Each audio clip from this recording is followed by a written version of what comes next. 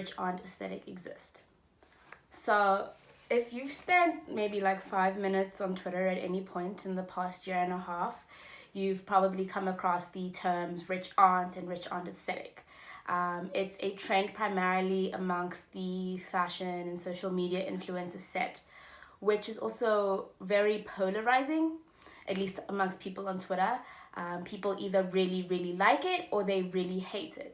And the biggest criticism of this trend is that it's causing a lot of women, young women like 18 or 25 years old, to be aging themselves up like rather drastically. I mean, one of the biggest criticisms is that you've got 19-year-old girls who look 36. So personally, I don't think there's anything wrong with dressing a certain age at any age, especially if it's not appropriate to your age group, because a lot of those things are quite arbitrary. But what I really want to get into today and unpack is, what is this aesthetic? Why does it exist? And what makes South African audiences so responsive to it? And what does it tell us about our society at large? So first, to understand what the rich aunt aesthetic is, I want to get into who the rich aunt is. And I believe the earliest example we have of this in mass media dates back to the character Vivian Banks from The Fresh Prince of Bel-Air. As I'm sure we're all quite familiar with the premise of the show as it's outlined in the show's intro. But to summarize very, very briefly, basically Will Smith, played by Will Smith, is sent to go live with his maternal aunt, Vivian Banks, in the very wealthy neighborhood of Bel-Air in Los Angeles, because his mom wants to provide him access to better opportunities and remove him from the implied gang violence and cycle of poverty that he would have been exposed to in West Philadelphia. When Will Smith moves to Bel-Air, he's introduced to the life of the very, very wealthy, getting to enjoy things like private school, designer labels, country club memberships, leisure, having a butler in the house, expensive cars, so on, so forth. And while the idea of lower to middle class people either finding out about a distant wealthy relative or being sent to go live with wealthier relatives is something we have seen in media before, I find that Aunt Vivian is one of the earliest examples of what that looks like for Black women. So basically, Aunt Vivian's character is that she is a Black woman who basically lifted herself out of poverty through either obtaining a tertiary education or marrying above her social class, or marrying someone who eventually moves the married couple to a higher social class. So with Aunt Viv, we see both of these things, as she worked as a hotel maid in order to put herself through university, leveraged that bachelor's degree into pursuing her PhD at UCLA Law School, where she would meet her future husband, Philip Banks, who would go on to become a very prominent and wealthy judge, lawyer, not too sure, don't really care. She obtains a new socioeconomic status, and because of this, she's also somewhat distanced. She's somewhat distanced from the rest of her family, as we can see that the standard of living that she is accustomed to is very different than what Will and his mother are living like, and even her other sisters who we see briefly in the show. And as well, we also see she's one of the first times we see what a Black woman who lunches looks like, or Black women living with leisure, as because of her wealth, she now can afford domestic help like the butler Jeffrey, and she's freed from a lot of the time-consuming, labor-intensive domestic duties such as cleaning and cooking, and gets to enjoy things like shopping, going to lunches, being a part of charity organizations, and the kind of activities we're very used to seeing from white women in the 1%. So how does that relate to the rich aunt in South Africa? Aunt Vivian is the blueprint for upward mobility of Black women in post-apartheid South Africa. Following the dawn of the Rainbow Nation and many a failed promise, Black people were given more access to tertiary education, better job opportunities, and levels of wealth that they had never had access to before. What we see in the rich aunt trope is a black woman who takes advantage of these newfound opportunities. So she either gets a tertiary education and leverages that into a high-paying, powerful career, or she marries someone who's leveraged those opportunities into a well-paying, powerful career, and has basically moved up the ladder in her socioeconomic position. And as a result of having this wealth and power and, you know, high position in society, she also has a high position in her family and in sort of traditional customs. So now that she can afford, say, caterers, she isn't expected, or she won't be obliged to perform the domestic duties at family functions, like cooking for everyone or washing dishes or cleaning up after people. So, you know, a common joke with the rich aunt is that she will arrive to family gathering with like a cooler box filled with premium liquor and just sit down in a camp chair and do nothing while the rest of the wives are toiling away cutting vegetables and stuff.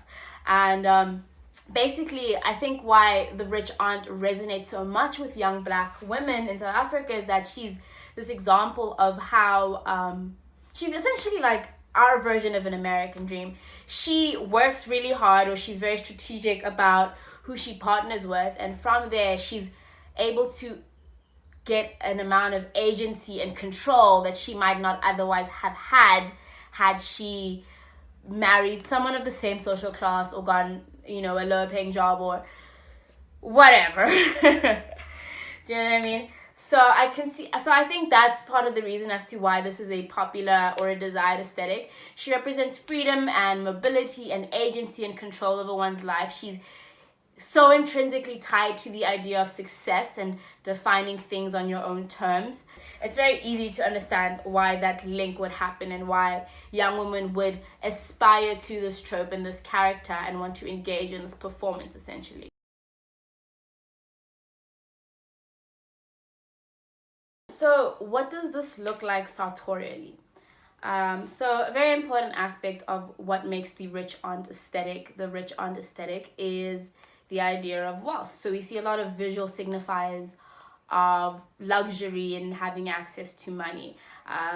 So your big mainstream designer labels are often present, such as a Louis Vuitton, Gucci, Prada, Chanel, Yves Saint Laurent, usually in the form of handbags, shoes, and belts. It's primarily accessories. Of course, it does extend itself to clothes as well. We also get the idea of luxury and wealth in the fabrication of these looks.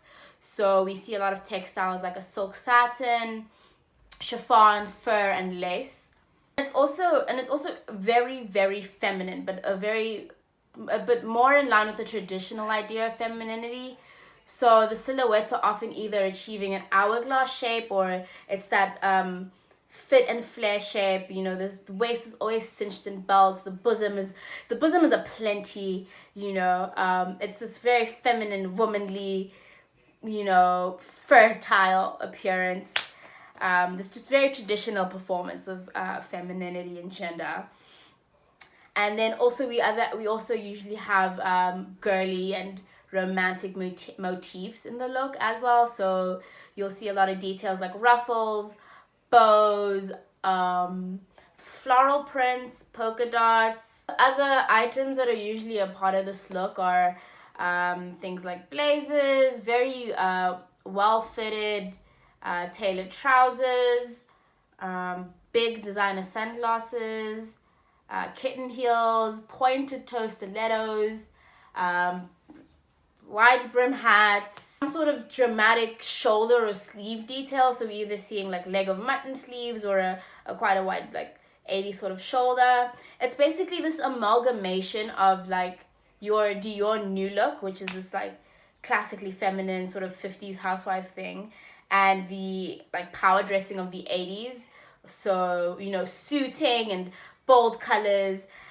Even though the color palette generally tends to be quite soft as well, it still sticks to sort of the femininity. So we see a lot of like neutral colors like grays, whites, blacks, and then the range of beige, nudes, and browns, and then pastels, of course. And then also I think to further emphasize the idea of like wealth and money is like jewel tones and metallics. It's actually quite labor intensive because part of being a rich aunt is having access to the kind of like beauty and aesthetic treatments that the rest of us poors don't.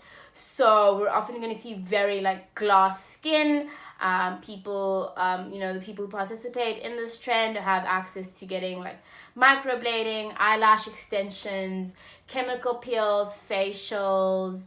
Their hair is often styled.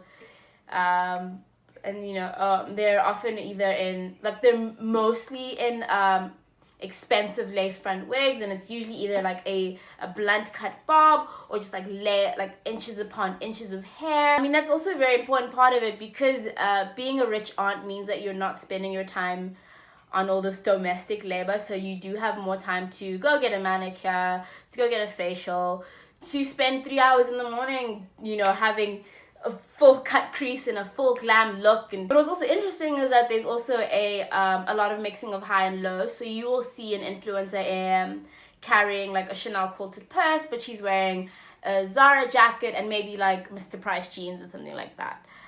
Which I think is also what makes the look so easily accessible to younger women wanting to, achieve this aesthetic, is that if you can't achieve sort of the designer brands that come with it, you can still get the overall look and the overall look by having the right fabrics and the right cuts. Influencers, I think, who best exemplify this look, though I'm not saying they are always looking like this all the time, but definitely the number one face of the rich aunt aesthetic is Kefi Boo, or Kefiwe. I'm just gonna keep calling her Kefi Boo because that's how I discovered her, and I think that was such an iconic time. But yeah, so your Kefi Boos, your Sarah Langas, Sia Bunny, the rapper Boiti, surprisingly, Mitlali, Lerato, Hamanyana, I think.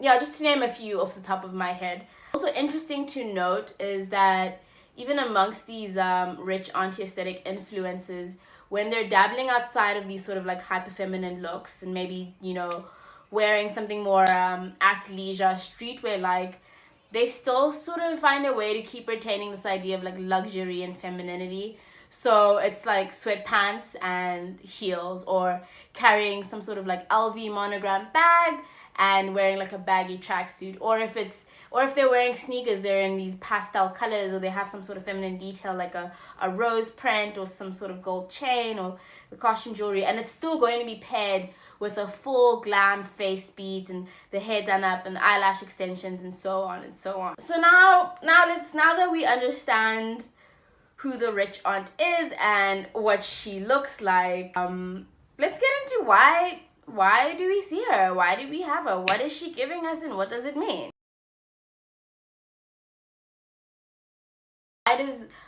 Why is this our understanding of like wealth, and like why is this the one set look that just seems to be so widespread? Why do other people, pick up to it so quickly and adopt it so quickly? And like what is it about her? Who is she really? And to understand why the rich aunt aesthetic is what it is, I've come up with 4 main contributing factors. So everything timeless is old. The first thing I think we have to understand is that luxury fashion isn't actually meant for young people. I know we're very used to seeing young people as the image of luxury fashion. So in the editorials and the advertisements, models like Kendall Jenner and Gigi Hadid, like they're under 25 and they're often the face of these big luxury brands. But they're not necessarily the intended audience. They're just who the product looks best on. And also we have to consider the fact that outside of like the styling, the very edgy styling we'll see in a Gucci advertisement or a Chanel fashion show, that's not really what those final looks look like in store. And I think it's also very important to understand that when you reach the point in your life when you can reasonably afford 20,000 Rand for a Chanel tweed jacket, and that's the second-hand price, I think, or spend 17,000 Rand on a YSL Lulu bag, chances are you're probably over 30. Unless you were born rich, like At the point when you're making the big bucks to spend like that, you're already old. So already inherently, that premium, that price point is for an older crowd. Essentially, luxury fashion it's aging. It's for older people. And that's why if you're a young woman wearing these like classic, timeless, must-have luxury pieces, like carrying an Hermes Birkin, which is like the ugliest bag ever, or wearing, you know, a Dior bar jacket, you're gonna look older because it's made for older people, you know.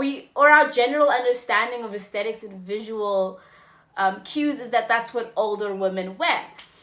So already that's what's gonna make it aging.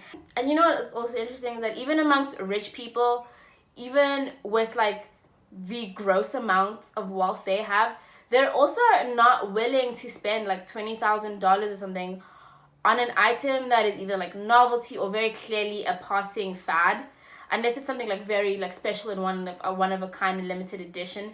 But I don't really see like really rich people buying anything that's super trendy and current and young right now if they're going to invest so heavily into something that's going to be out of style in, you know, a couple of months. You know what I mean? So there's very little room in this like definition of luxury to really experiment with like anything representative of youth culture. And also, even our understanding of like fashion being for young people or high fashion being for young people is actually a relatively new concept. Up until like the mid 20th century, there were basically two age categories in fashion, and that was children and adults. So if you weren't a child, like if you weren't like 10 years old, then you were probably wearing whatever the adults were wearing. Like the adults were the standard for fashion. Did I lose? I don't know about that. Anyways. Alright, yeah. Grown women were basically the standard for the fashionable ideal.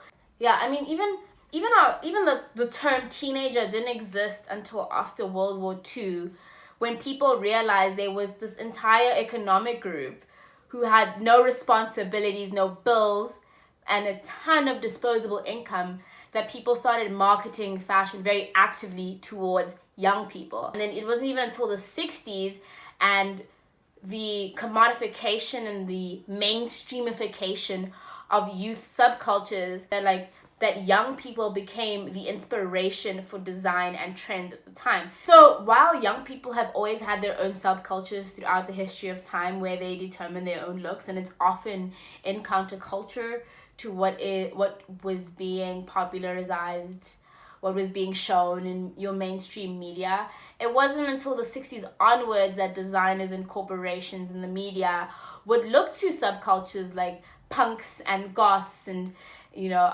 streetwear and hip-hop and what are the ones, and like Bobby Soxes and hippies for inspiration and more reason, or there's more background evidence to support the fact that young women kind of always dress like older women.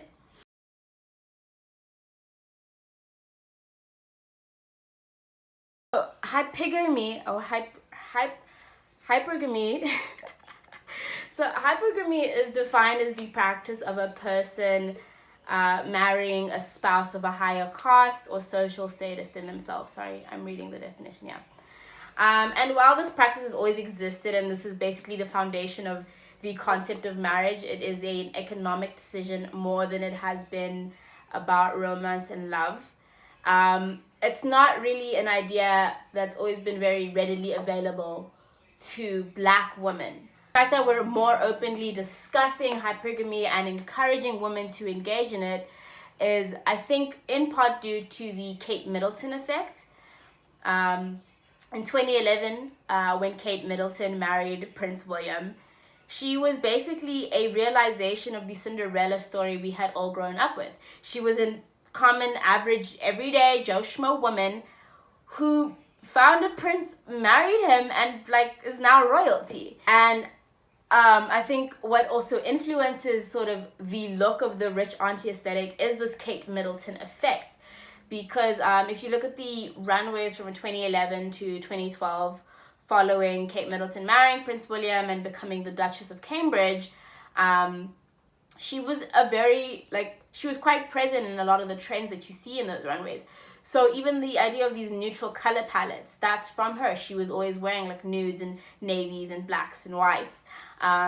Shift dresses, pencil skirts, a pointed sort of kitten heel, that's from her. This idea of like proper ladylike dressing, because I think through trying to emulate this, you know, iconic moment of this average woman literally marrying a prince before all our eyes, I think everyone sort of wanted to emulate the way she dressed as a way to get closer to the status she had now achieved. I think you couple with this with the rise of feminism in our greater mainstream culture, and even you know, the sort of reformation of the gold digger trope and the popularity of sugar dating as a real respectable avenue for young women to pursue. You see that young women are actively being encouraged to marry up as a way to sort of fight patriarchy or to work the system. You deserve a partner who can go over and above in compensating you for that. You deserve more from men. And in order to deserve more from men, you do have to play into these like politics of desirability and respectability, which is an aspect I think is left out in a lot of our like hypergamy conversations, especially by like very popular thought leaders on the topic like Slumflower. I think they like the prevailing idea to be that like just, you know, by virtue of being you and believing in yourself, you can get any rich man, but that's not true. You have to meet certain beauty standards, and you also have to balance that Madonna whore complex as well. So you have to be desirable, you have to meet our traditional beauty standards, and you also have to perform these aspects of femininity. So you need to be put together, you need to wear makeup, your hair needs to be done, you have to smell good, you need to be thin or have the desirable figure, you need to be charming and knowledgeable and be able to keep up a conversation without overshadowing a man. And then you still also have to be respectable, so you can't dress provocatively outside of the bedroom. You have to be sexy but classy. You have to be elegant but desirable. And then the other aspect is also that in attracting these men with money, essentially by becoming a rich man's wife, you are an extension of his wealth and success. So in order to attract him, you need to already show him evidence of how good you will look on his arm. You play the respectability with like these T-length skirts and these blazers and that sort of like blazers being somewhat covered up. You look rich because you're carrying a monogram bag and you're wearing these luxurious fabrics, and you know you're still desirable because at the end of the day you're still like a beautiful woman and you're well kept together, and a lot went into you presenting yourself that way. So before social media, the average woman to rich man's wife pipeline was through either working as like a model or a hostess or a bartender or a high-end sales associate or some sort of spa therapist. Sort of these are pretty people jobs, or like these pink collar jobs where one prerequisite in getting these jobs is being pretty.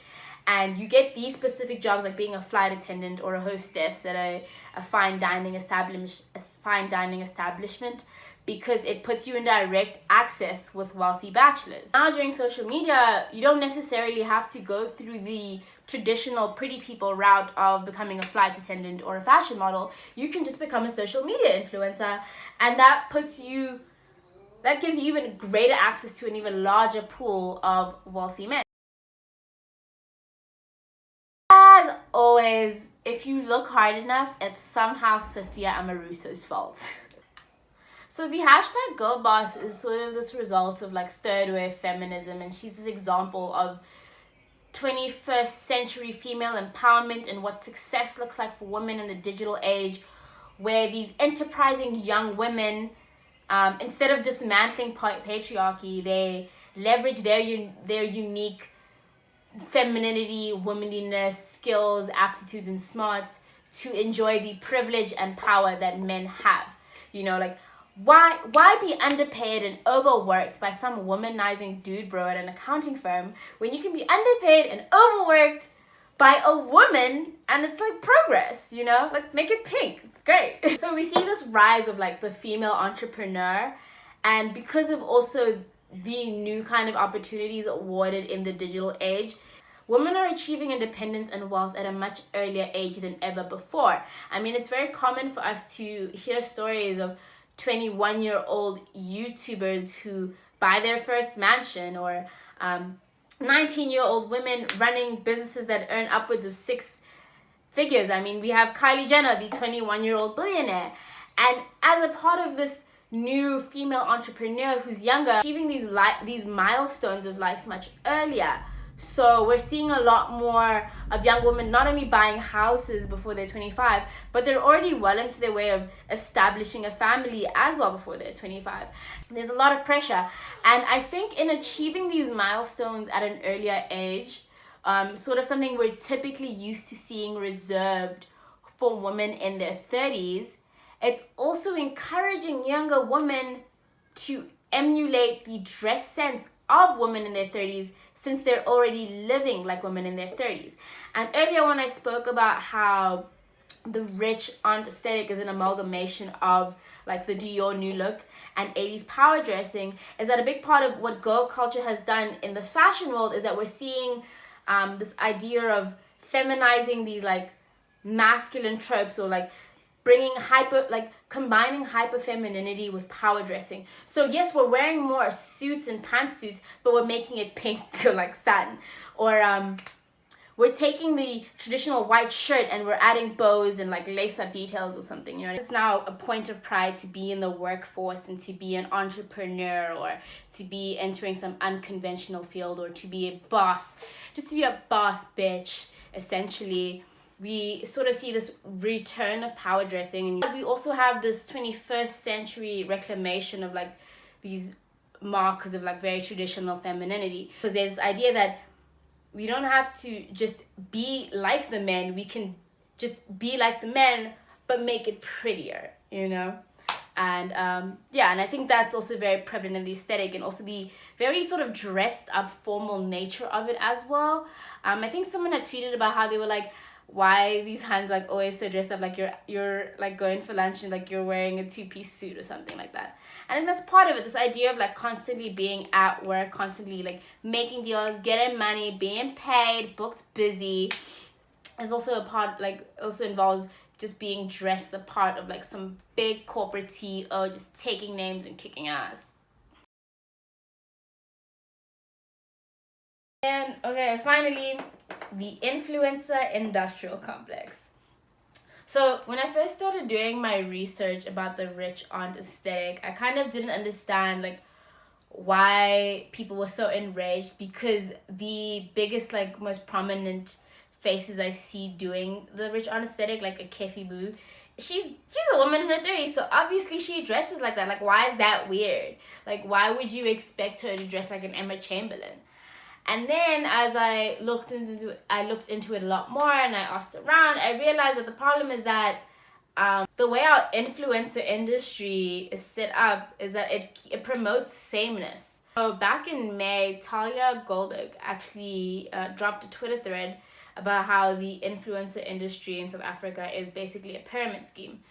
And in that thread, she outlined how basically the only influencers who were making like the real money are those who entered like very early in the game, and which like your Kefi Boos and Sarahs and so on, like they were the ones that transitioned from being fashion bloggers into Instagram personalities. And essentially that's sort of that early group, that starting pioneering OG group, like they're making the money. And they've sort of trained South African audiences as to what they should expect and want from influencers. And they've also set the standard of how influencers and brands interact. And what Talia goes on to explain is how basically the brands are like happy to pay those tier 1 influencers, because by virtue of those tier 1 influencers like holding a Nivea product or doing something with Dove, younger or newer influencers wanting to enter the market will copy what they do. And then those younger people will actually just go out and buy the products, provide the brand not only with free advertising, but drive their bottom line. And the brand has to do nothing except pay that tier 1 influencer.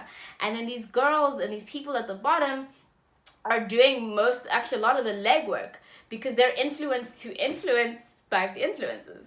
I think the career of influencing is so popular amongst young people because it's one of those sort of like overnight success, unconventional careers. And there's like evidence to back up the fact that when there is an increasing lack of opportunity and there's a lot of unemployment, young people will turn to these careers of like rapper, model, actress, singer, and now influencer in order to make their way in life, because there seems to be very little other options. I'm calling these like get rich overnight or like these get rich quick schemes, but I don't think anyone underestimates the amount of effort it takes to become an influencer. I'm just sort of saying like it seems like it's easier nowadays to become an influencer than it is to be a lawyer.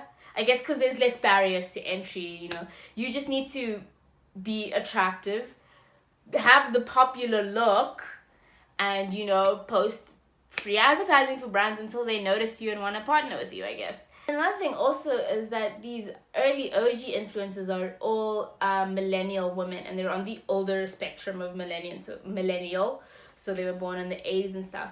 The way millennial women or the way millennials interact with social media is very different to how your Generation Z will act, and it actually informs, I think, a lot of how Generation Z uses social media, because if there's one thing millennials will give you, it's production value. I think a lot of the millennial fashion influencers, especially those who migrated from blogging to Instagram, basically were able to reach success by recreating the look and feel of magazine editorials, but still being relatable and accessible. As a professional photographer, there is professionally done makeup, hairstyle to the gods, the clothes are crisped and steamed the hell out, the shoots are planned, the location is thought out, the captions are carefully worded, you know what I mean? There's like a lot of considerations that go into this. Yeah, that's the prototype these young women wanting to be like your Kefi Boos and Sarahs are following. They're getting the DSLRs out, they're booking shoots with photographers, they're getting really expensive hair and doing cut creases and like a full glam look, in order to make one image that will last 5 seconds. It's kind of sad. And I think why seeing this on young women is so jarring is that also a big aspect of Generation Z's presence on social media is that it's so low res, like low quality, off the cuff, unplanned, seemingly random and chaotic, and much more like authentic and real and vulnerable than the like overproduced performance we get from millennials. And I do think that's also possibly why people also don't like to see it, because it just feels like young people aren't like enjoying their time being young, I guess. Which what is there to enjoy about being 19, to be honest? Like, it kind of sucks. Like, I'm trying to fast forward to 50 here. But yeah, so what does this all mean? One of my first questions was like, why do people hate the look? And honestly, the majority of people I do see hating the rich aunt aesthetic is men. And that's a very easy to answer question. Men don't like seeing women enjoy things or have fun.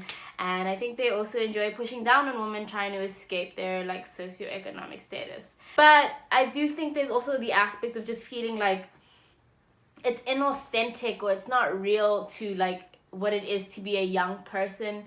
And I think we can debate that and argue about like what should young people look like on the internet. And like there is an unhealthy side to the pressure of like wanting to be an accomplished grown woman by the time you're like 22 or 23, when this is the time to be a mess and not have any direction and like have fun. Like, I don't think we should be at a place in society where young people feel more and more pressurized to have it all before they're even 30. Like, you don't have to have kids and like your own Fortune 500 company. Like, you can just go do hood rat shit with your friends until it's time to like grow up, and like, until it's time to grow up. So I think that is a very valid reason for concern about this look. I also see this look as sort of like like the performative nature of dressing was in like ball culture. If you are not in a position of privilege and access and status, then at least you can pretend and perform, you know, the place you want to be by dressing like it. You know, that idea of like faking it till you make it. I think this is actually just a very sweet way young women are trying to empower themselves or like get to where they want to be by just looking the part first and then figuring out the rest later. And for that, I don't think that deserves to be demonized at all. And people are just trying to just realize their vision into a reality, and like that's the most exciting part of fashion. And if it looks like that, it looks like that, and like I support it. Thank you so much for watching. That's so cool. And I would love to hear your thoughts, opinions, arguments, questions, or anything about anything I've said. What you think of the look, what do you think of the trope, what you think it represents, and maybe also like what you had for breakfast today, because I didn't have breakfast. Thanks for watching so much, and yeah, I'm a dip. Yeah, I'm a dip.